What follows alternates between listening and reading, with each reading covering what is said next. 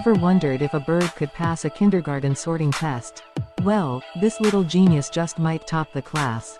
Meet this tiny parrotlet, smaller than your phone, but with a brain that's clearly working overtime.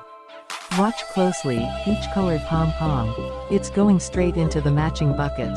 No hesitation. This isn't luck, it's training, patience, and a whole lot of positive reinforcement. We're talking treats, repetition, and trust. What you're seeing is a perfect blend of bird intelligence and human connection.